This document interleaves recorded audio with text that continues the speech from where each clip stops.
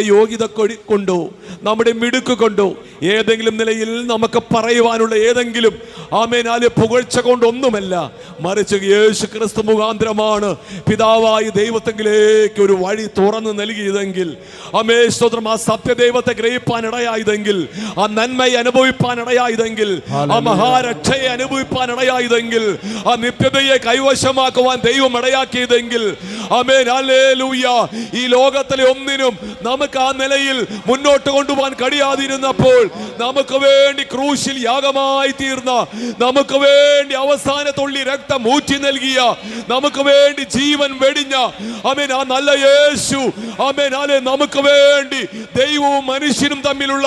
ആമേൻ ആ ശത്രുത്വത്തെ ഇല്ലാതാക്കി amen hallelujah നിരപ്പ് നൽകിയെങ്കിൽ, ആ ക്രിസ്തുവിൽ കൂടെ ഈ പകൽ പിതാവേ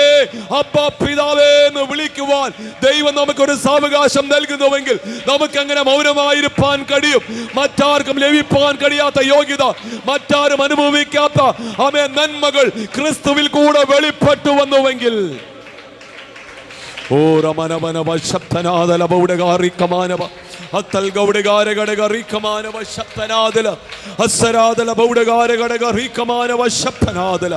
ആ നല്ല നാദന്റെ കരങ്ങളൊക്കെ ഒന്ന് സമർപ്പിച്ച് പറഞ്ഞാട്ടെ, അപ്പ ഈ പുഴുക്കൾക്ക് ആമേൻ അല്ലെ ഈ പദവി നൽകിയെങ്കിൽ, ആമേൻ ഈ പുഴുക്കളാകുന്ന ഞങ്ങൾക്ക്, മണ്ണിനോട് ചേരുന്ന ഞങ്ങൾക്ക് ഈ അനുഭവം നൽകിയെങ്കിൽ, ഈ രക്ഷ നൽകിയെങ്കിൽ, ഈ സൗഖ്യം നൽകിയെങ്കിൽ, ഈ ആരോഗ്യം നൽകിയെങ്കിൽ, ഈ ഭവനം നൽകിയെങ്കിൽ, ഈ പാർപ്പിടം നൽകിയെങ്കിൽ, ആമേൻ ആഹാരം നൽകിയെങ്കിൽ, വസ്ത്രം നൽകിയെങ്കിൽ, ആമേൻ സന്തോഷമുള്ള തലമുറകളെ നൽകിയെങ്കിൽ, ആമേൻ അനുഗ്രഹങ്ങളെ നൽകിയെങ്കിൽ എങ്ങനെ മൗനമായിരിക്കാൻ കഴിയും? ഈ പകൽ ആ നല്ലനാഥനെന്ന സ്തോത്രം പറഞ്ഞാട്ടെ.